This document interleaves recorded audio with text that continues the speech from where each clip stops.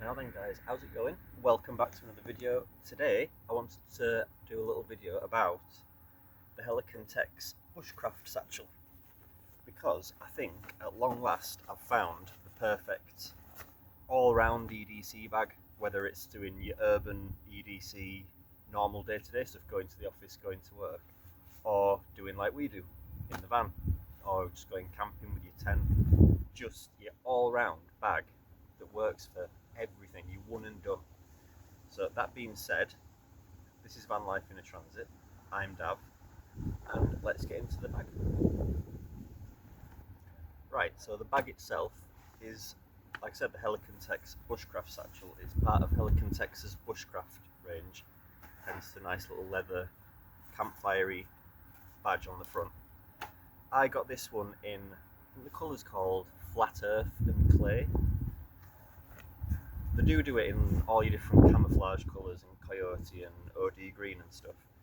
But I thought this one was the perfect go-between of all the different things for not looking overly tactical or military surplusy when you're in town, but still earth tone enough to work, like I said, when you're out camping without showing up all the dirt when you're dumping it on the ground every 2 minutes.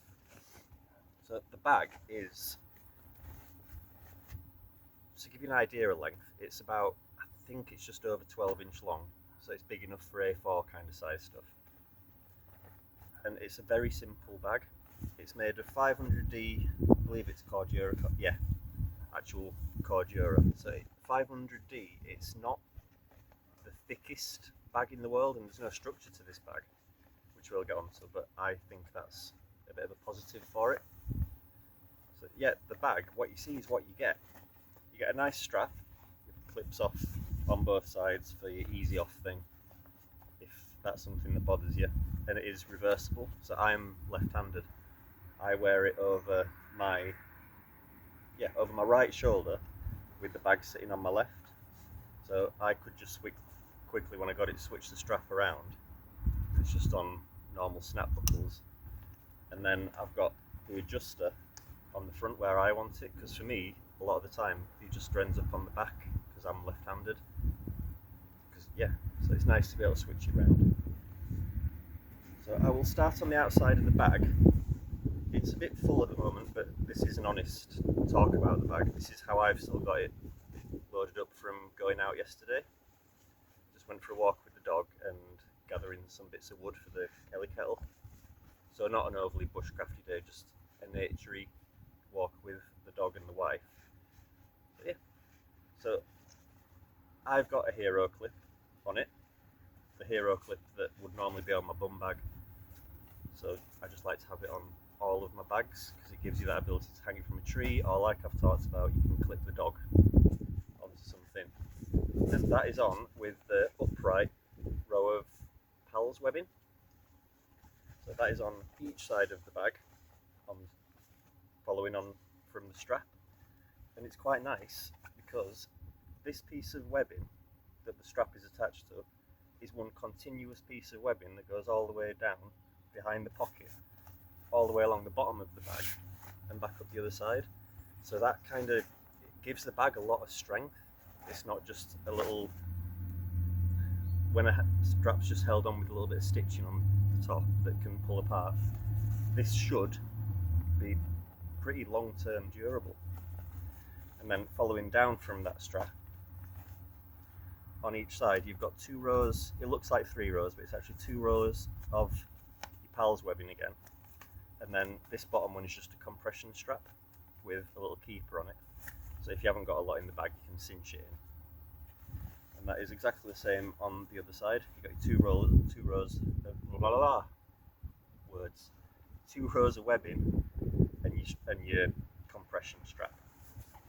Along the bottom you've got the daisy chaining kind of webbing, which I suppose when it gets back round again to proper winter, you could easily just run some shock cord around here so you can hang a blanket off, or a tent or a shelter, whatever you want to hang underneath it, or your tarp when it's wet, and just free up the inside of your bag from your wet mucky stuff. So that's basically the outside of the bag. It's a dead simple affair, which I think is great. not like your overly tactical bags, and not full-on laptop bag looking, which I find a lot of the, even if a bag is designed to be an outdoorsy bag, satchel ones can tend to look a bit like a laptop bag, even though a lot of them are full of molly and stuff. They've got that structured look, but I think this just looks more, yeah, I think it's a good look. Anyway, carrying on. So on the outside of the bag, each side has two pockets. So one pocket is stitched at the bottom, look. So whatever you've got in it cannot fall out the bottom. So for me, yesterday, I've got a little Laplander in it, because like I say, I was getting wood for the Kelly kettle. So I've got that tucked in that side. And on the other side, I've just got my little kit with a few tent pegs in it and a ridge line and some guy ropes, just your normal stuff. But it's nice to have that on the outside of the bag. Weather's not going to hurt that, so leave it on the outside. And obviously if it starts absolutely pissing down, you can just grab your ridge line and pull it out before you start messing about getting your tarp and your shelter out of the bag itself. So again, just to give you an idea of what fits in these pockets. But I think, well, we know the main idea of these pockets is for your knife and your saw.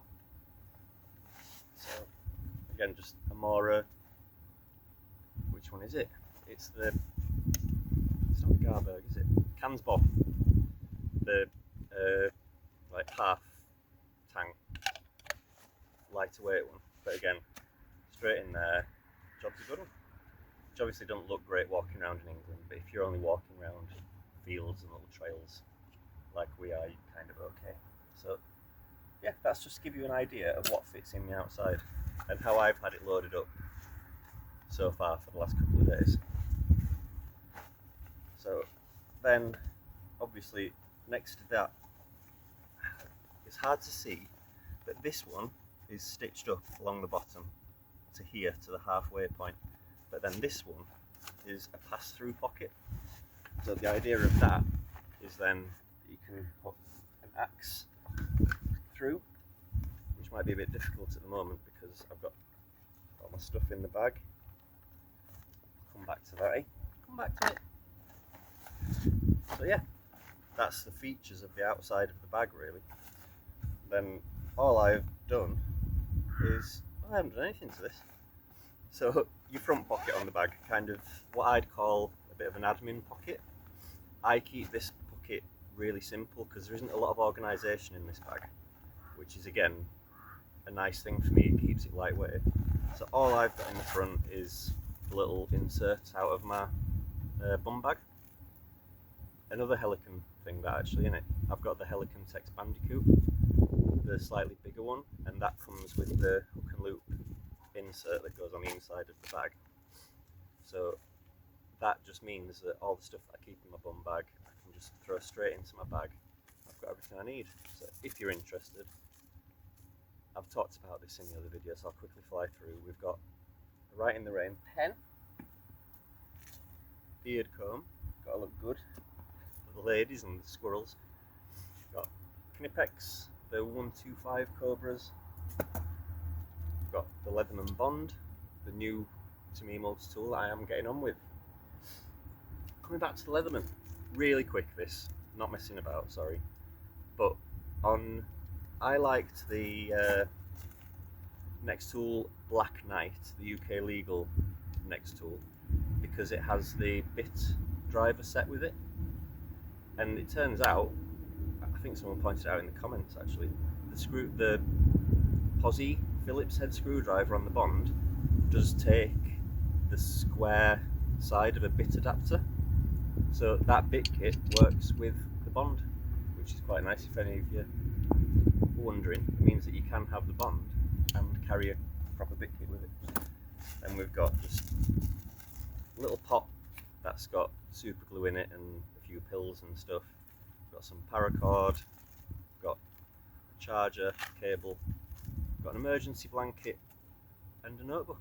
So yeah, and a lighter ferro rod, tape, and zip ties. But you can see all about that stuff in the bum bag video I did. Just in case you didn't see it, that's a quick overview. So that's all I keep in that pocket. It's where I would have my keys if I was out walking. So I know that if ever I'm going in this pocket, that's the one where I need to be careful and not just throw everything on the floor.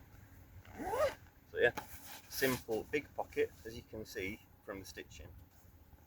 It's not A4 size, this pocket, it's smaller, but if you can see, it is full width of the bag. Well, yeah, call it full width of the bag. Just a nice big flat pocket, there's no depth to it. So anything you put in there is either going to push out the front or into the bag. But keeping little flat things in it like that, not a problem. So, and that pocket has a single zipper on it for some reason. But then the main pocket has your dual zips, ambi zips, zips that swing both ways. They're just two zips, which again is nice for the left-handed, right-handed thing, because it means that I can leave the zips at the side. That just makes sense to me, and you can choose where you have them. So yeah, all YKK zips, and that lets you into the main big pocket of the bag. Again, not really much organisation in this bag at all, but that's how full I've got it, which is kind of as full as you're going to want it with actual things, not soft clothes and blankets. So I'll just show you what I've got in it right quick. So that stuff sack it's my warm weather. No, it's my warm clothes kit for cold weather that I just keep in any bag bigger than a bum bag. So in that there's shamag, insulated warm woolly hat, and a pair of the heat holdery thick socks. So I can just pull on over the socks I'm wearing if my feet get cold when I'm out and about. So yeah, that's my warm weather. What? No, it's not. It's my cold weather warm clothes kit. Just in a waterproof bag. Just stuff it in any bag that I've got. Good to go. IFAC. I don't want to say survival kits. It makes it sound like the naff survival kits you buy on Amazon and stuff, doesn't it, with the shitty little wire saw things and stuff. But yeah, my first aid kit. I've done a video on this, so I won't even open this up. But just a first aid kit with a few survivally bits to have, and just my pocket stove on the back. So that goes again in any bag bigger than a bum bag, and as you can see, size wise completely fits in this kit, no problem. I actually keep it in there sideways just to give you an idea of bag capacity, but we'll come on to all that stuff. Then that exposes the main internal of the bag really. So you've got a big open space in the centre, and I'll get some shots of this overlaid over the video so you can see a bit better. But you've just got a big open space then. All there is inside is a bottle pocket on each side of the bag. So in the first bottle pocket I have a bottle, my Nalgene. So that is a 32 ounce full size Nalgene. So again, an idea of size. So if you can see, with the Nalgene sat all the way into the bag, it's still got, I don't know, 3 inches until the top of the bag where the zip is. So Nalgene in that pocket, and hidden with the Nalgene in the bottom of the pocket is titanium nesting cup, the Tom Shoe 750ml nesting cup. So this might be interesting to some people as well. So if you've got your 32 ounce Nalgene, in the UK at least, it's not that easy to find which cups nest a Nalgene without going straight to companies like Tokes, which for us are quite expensive cups.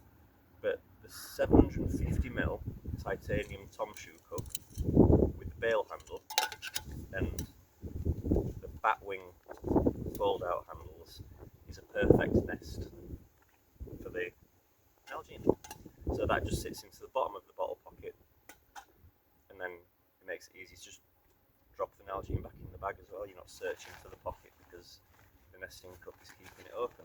Because the pockets have an elastic top on them, which is great. It holds the bottle in place, but sometimes you've kind of got to reach in the bag and pull the elastic loose to fit the bottle in.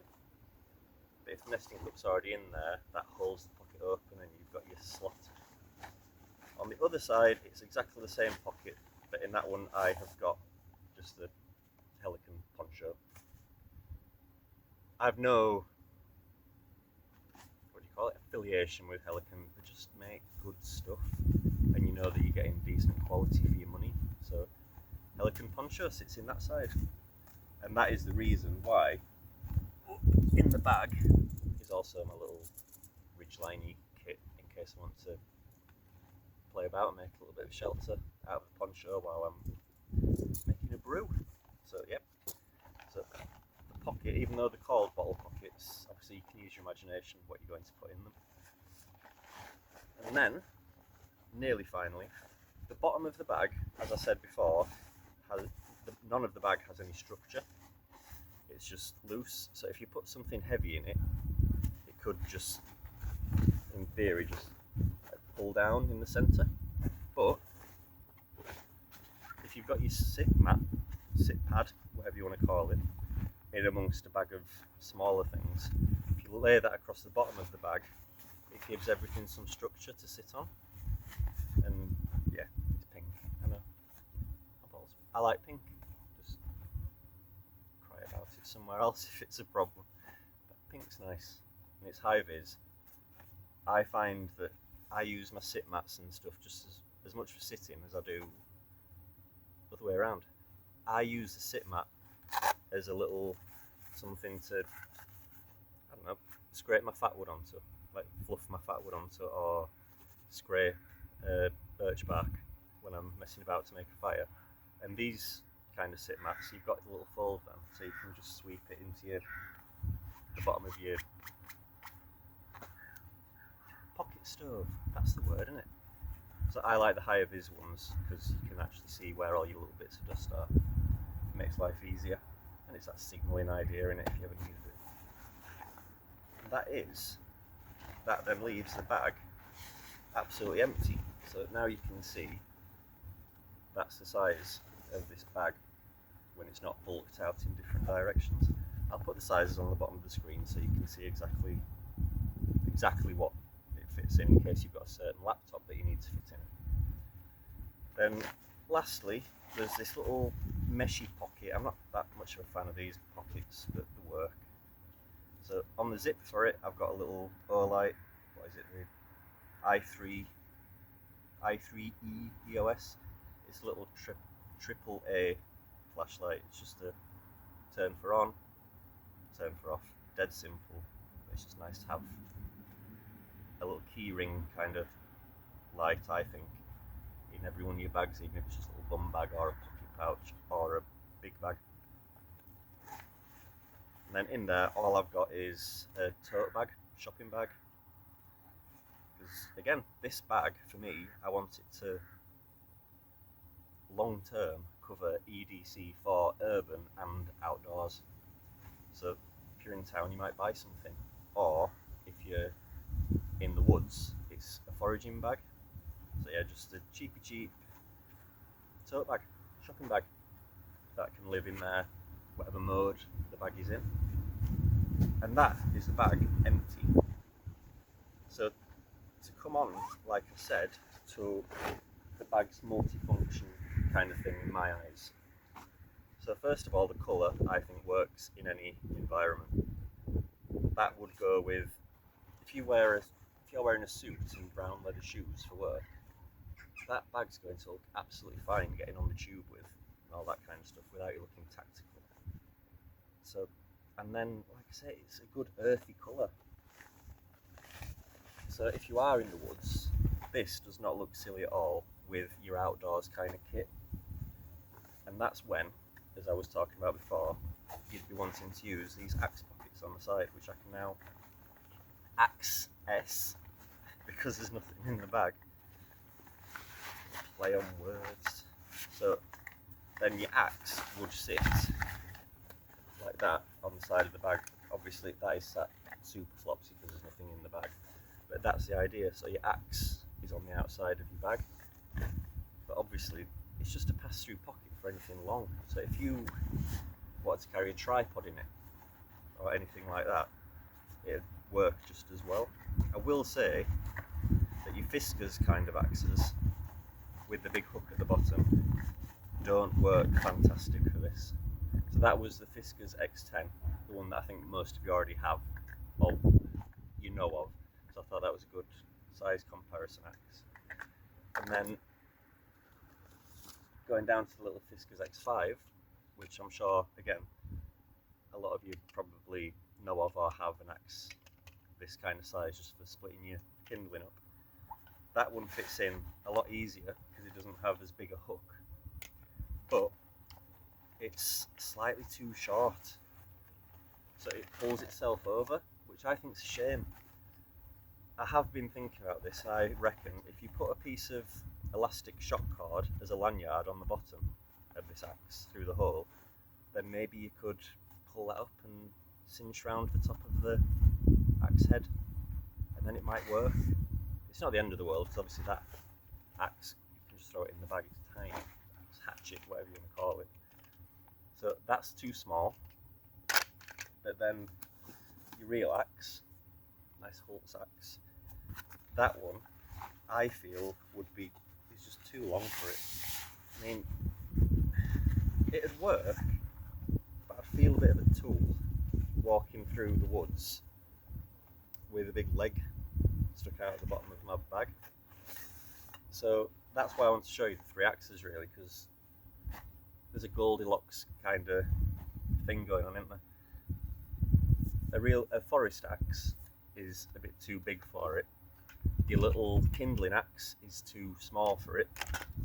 So in the middle, your normal, what I'd call your normal camping axe that you keep in your van or your car or your truck, is the right size for this bag. Just a bit of information for you there, in case it's useful. So that kind of covers the woodlands side of it, I think. Oh, just a couple more size comparisons. One Tigris Transformer. I'm sure you all know what a Transformer is. It's just another poncho shelter that easily fits into the bottle pockets as well, because you've got that much squidge on it. So that goes in no problem. And that'd be then, for me, teamed with a little footprint tarp. So between the two of them, you've got something to sleep on and something to sleep under. And they will easily disappear into the two bottle pockets of the bag, leaving the middle bit clear for a sleeping bag. So if you're doing a really minimalist camp, you could get your whole sleep system, I think, pretty easily in this bag. And then, so what I've been talking about was how it covers my kind of life, living in the van and being outdoors more often than not. But like anyone, I need to go to the shops and go to town sometimes. So you can call that an urban day in the same, so then it comes to kind of the same as what a prepared EDC person would carry around a city for work, maybe, in my head. Say you were a graphic designer in the middle of London or something. Or any city, it doesn't have to be London, does it? So my laptop, it's only a little laptop, but that easily fits in this bag. So, and so strip it into the corner. So that's how much space in the bag my laptop takes up, sat sideways. And then an idea of size, that is just an A4 document wallet. So again, super easily just fits in the satchel. And then you're coming back to your typical briefcase satchel kind of idea. So you still have your water with you, but you've got your work stuff. And then the other multifunctional bit of this bag. So I don't know if you know, but I draw and paint portraits for a living, mainly pet portraits. So pens that I would want to carry about, you might keep them in a pencil case thing, but because you've got a bushcraft satchel, I just wanted to show that these pass-through pockets that you're not going to be carrying an axe to work in, you could just use as pen slots. So this is what I'm trying to get at, the fact that I think this bag can cover pretty much anything. Yeah. Does that make a bit of sense? Is there anything else I wanted to show you? No, I think that's it. So that is my little talk about the Helikon Tex Bushcraft Satchel. I think it's a great bag, because I'm not a massive fan of backpacks, because I get a sweaty back, and backpacks are difficult just like satchels. A lot of them you either look like you're outdoorsy, or you look like you're carrying a laptop.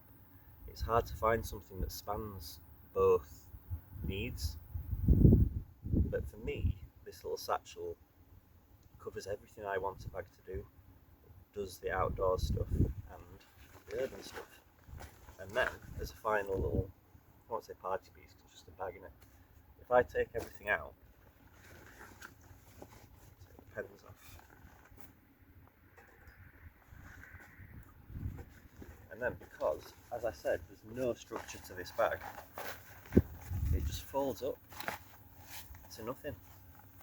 So if you wanted to carry this bag to go camping just inside your backpack, and then have it as your about camp bag, in the same way as carrying a little haversack in your backpack, I think that's pretty good for a full real bag, not a silly pack away thing.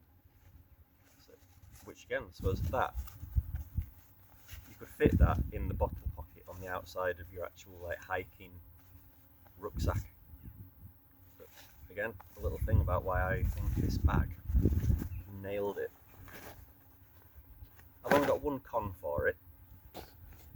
I know it's part of the Bushcraft line, so it's not the same as stuff like the bum bag fanny pack that I carry, but it would have been nice if somewhere in the bag there was some loop sections.